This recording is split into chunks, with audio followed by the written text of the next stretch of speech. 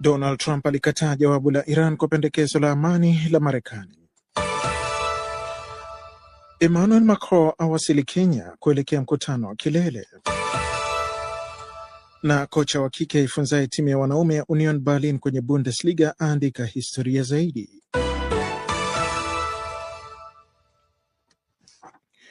Habari kamili. Washington.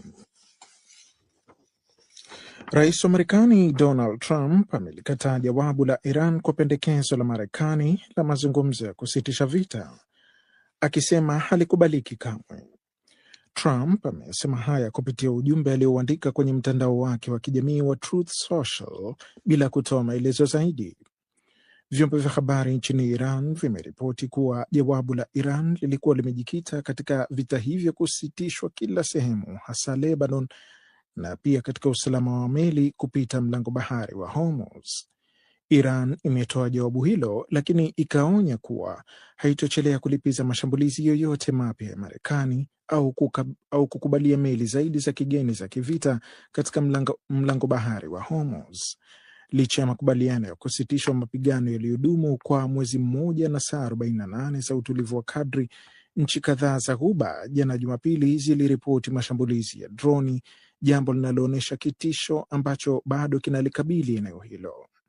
Haya yanafanyika wakati ambapo waziri mkuu wa Israel Benjamin Netanyahu, ambaye vikosi vyake vilianzisha vita vya Iran pamoja na jeshi la Marekani mnamo Februari 28, kusisitiza kuwa vita hivyo havijaisha hadi madini ya urani yaliyorutubishwa yatakapoondolewa na mitambo ya kutengeneza silaha za nyuklia huko Iran kuharibiwa kabisa. Berlin.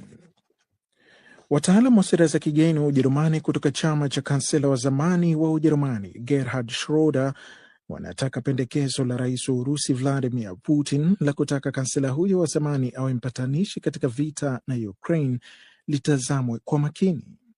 Haya yamesemwa na Adis Ahmetovich, msemaji wa sera za kigeni wa chama cha kisoshalisti cha SPD, alipokuwa akizungumza na gazeti la Ujerumani la Der Spiegel.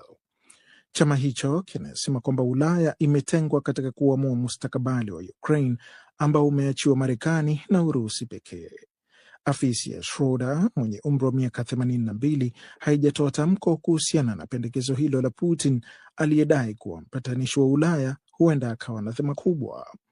Haya yanafanyika huku Urusi na Ukraine wakilaumiana kwa kuvunjika kwa makubaliano ya kusitishwa mapigano yaliyosimamiwa na Marekani. Pande zote mbili zinasema zimeshambuliwa kwa droni na makombora katika saa 24 zilizopita. Rais wa Marekani Donald Trump alikuwa amesema kuwa huenda makubaliano hayo yakawa mwanzo wa mwisho wa vita hivyo. Unaendelea kuisikiliza taarifa ya habari za ulimwengu kutoka idhaa ya Kiswahili ya DW hapa mjini Bonn. Nairobi. Rais wa Ufaransa Emmanuel Macron amekutana na mwenzake wa Kenya William Ruto mjini Nairobi kama sehemu ya ziara yake barani Afrika inayolenga kufufua mahusiano ya Ufaransa na bara hilo baada ya miaka kadhaa ya kuvurugika kwa mahusiano hayo. Katika ziara hiyo, Macron atahudhuria mkutano wa kilele wa siku 2 utakaoanza leo Jumatatu. Mkutano huo utawaleta pamoja viongozi wa Afrika na wakurugenzi wa kibiashara mwaka mmoja kabla muhula wake kufikia mwisho.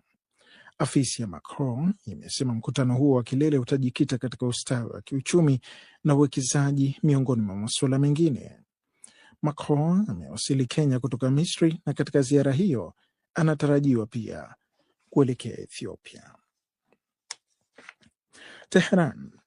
Mshindi wa tuzo ya amani ya Nobel kutoka Iran ambaye pia ni mwanaharakati Narges Mohammadi amehamishiwa katika hospitali moja ya Tehran zaidi ya wiki moja baada ya kuzirai akiwa gerezani. Haya ni kwa mujibu wa wakfu wake. Kuhamishwa kwake kuna kuja baada ya siku kadhaa za mwito wa familia yake iliyosema kuwa hali yake ilikuwa mahututi.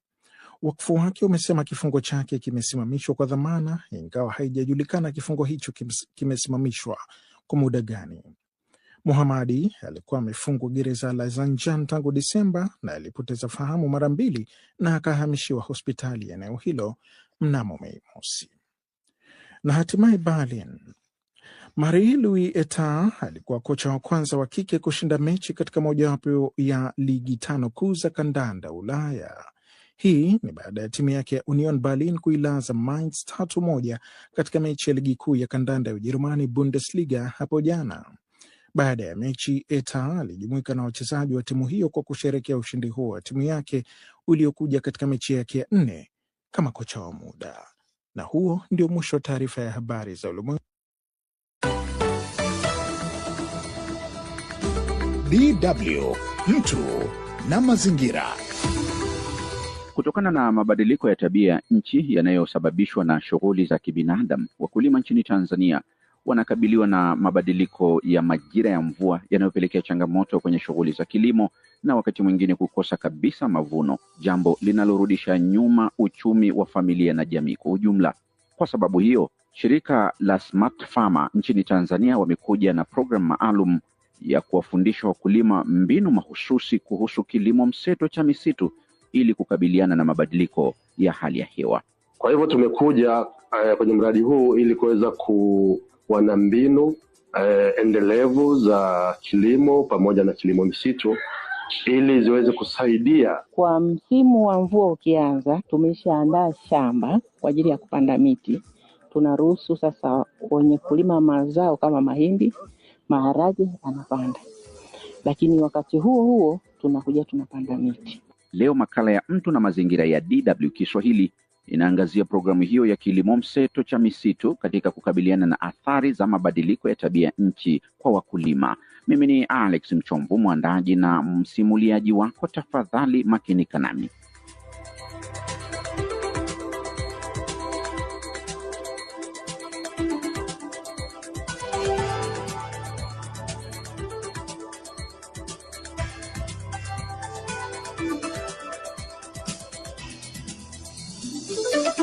Kilimo mseto cha misitu ni mfumo unaochanganya upandaji wa miti pamoja na mazao ya chakula au biashara katika shamba moja.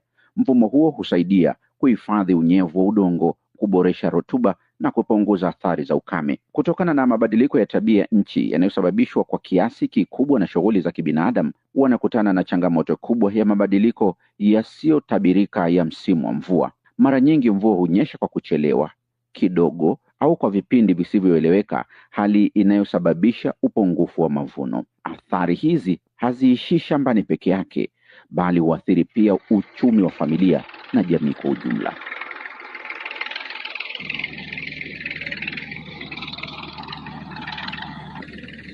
Ni katika kata ya Ndama wilayani Karagwe mkoani Kagera nchini Tanzania, moja ya kata inayotekeleza programu ya Smart Farmer, ambako wakulima wanaanza kuona mabadiliko chanya kupitia mbinu mpya za kilimo.